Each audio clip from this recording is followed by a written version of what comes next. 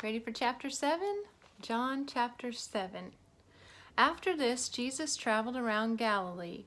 He wanted to stay out of Judea, where the Jewish leaders were plotting his death. But soon it was time for the Jewish festival of shelters. And Jesus' brothers said to him, "Leave here and go to Judea, where your followers can see your miracles. You can't become famous if you hide like this. If you can do such wonderful things, show yourself to the world." For even his brothers didn't believe in him. Jesus replied, "Now is not the right time for me to go, but you can go anytime. The world can't hate you, but it does hate me because I accuse it of doing evil. You go on. I'm not going to this festival because my time has not yet come." After saying these things, Jesus remained in Galilee. But after his brothers left for the festival, Jesus also went, though secretly staying out of public view.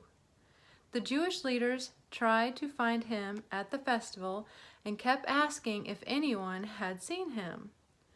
There was a lot of grumbling about him among the crowds.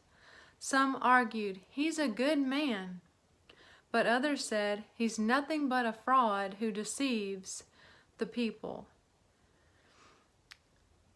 But no one had the courage to speak favorably about him in public, for they were afraid of getting in trouble with the Jewish leaders. Then midway through the festival, Jesus went up to the temple and began to teach. The people were surprised when they heard him. "How does he know so much when he hasn't been trained?" they asked. So Jesus told them, "My message is not my own. It comes from God who sent me. Anyone who wants to do the will of God will know whether my teaching is from God or is merely my own.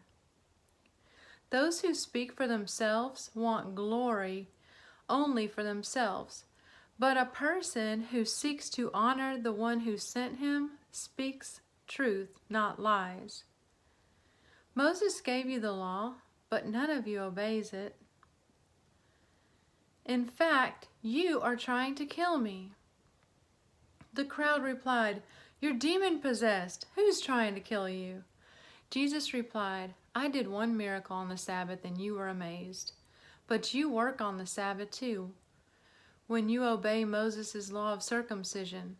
Actually, this tradition of circumcision began with the patriarchs long before the law of Moses. For if the correct time for circumcising your son falls on the Sabbath, you go ahead and do it, so as not to break the law of Moses. So why should you be angry with me for healing a man on the Sabbath? Look beneath the surface, so you can judge correctly." Some of the people who lived in Jerusalem started to ask each other, "Isn't this the man they are trying to kill? But here he is speaking publicly, and they say nothing to him. Could our leaders possibly believe that he is the Messiah? But how could he be? For we know where this man comes from. When the Messiah comes, he will simply appear. No one will know where he comes from." While Jesus was teaching in the temple, he called out, "Yes, you know me, and you know where I come from. But I'm not here on my own. The one who sent me is true, and you don't know him. But I know him because I come from him, and he sent me to you." Then the leaders tried to arrest him, but no one laid a hand on him because his time had not yet come. Many among the crowds at the temple believed in him. After all, they said, "Would you expect the Messiah to do more miraculous signs than this man has done?" When the Pharisees heard that the crowds were whispering such things, they and the leading priests sent temple guards to arrest Jesus. But Jesus told them, I will be with you only a little longer. Then I will return to the one who sent me. You will search for me, but you will not find me, and you cannot go where I am going." The Jewish leaders were puzzled by this statement. "Where is he planning to go?" they asked. "Is he thinking of leaving the country and going to the Jews in other lands? Maybe he will even teach the Greeks. What does he mean when he says, 'You will search for me, but not find me, and you cannot go where I am going'?" On the last day, the climax of the festival, Jesus stood and shouted to the crowds, "Anyone who is thirsty may come to me. Anyone who believes in me may come and drink. For the scriptures declare, rivers of living water will flow from this heart." When he said living water, he was speaking of the Spirit who would be given to everyone believing in him. But the Spirit had not yet been given because Jesus had not yet entered into his glory. When the crowds heard him say this, some of them declared, "Surely this man is the prophet we've been expecting." Others said, "He is the Messiah." Still others said, "But he can't be. Will the Messiah come from Galilee? For the scriptures clearly state that the Messiah will be born of the royal line of David in Bethlehem, the village where King David was born." So the crowd was divided about him. Some even wanted him arrested, but no one laid a hand on him.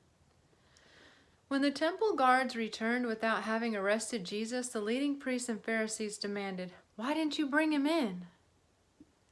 "We have never heard anyone speak like this," the guards responded. "Have you been led astray too?" the Pharisees mocked.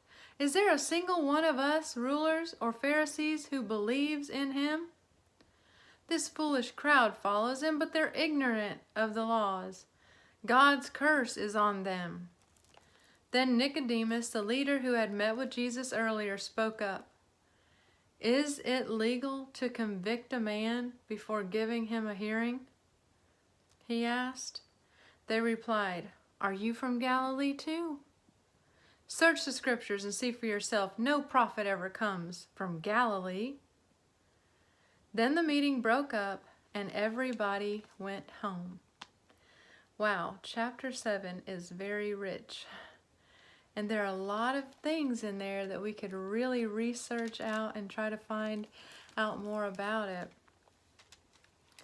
The verse that stood out to me was, let me see if I can find it.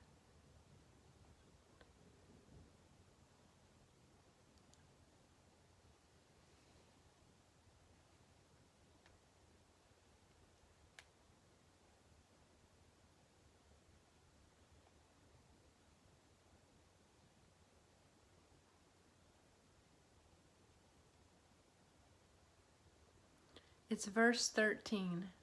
"But no one had the courage to speak favorably about him in public, for they were afraid of getting in trouble with the Jewish leaders." I'm going to stop the video now and I'm going to write that verse in my journal and just listen for what God has to say about that. I'll see you back here tomorrow. God bless you.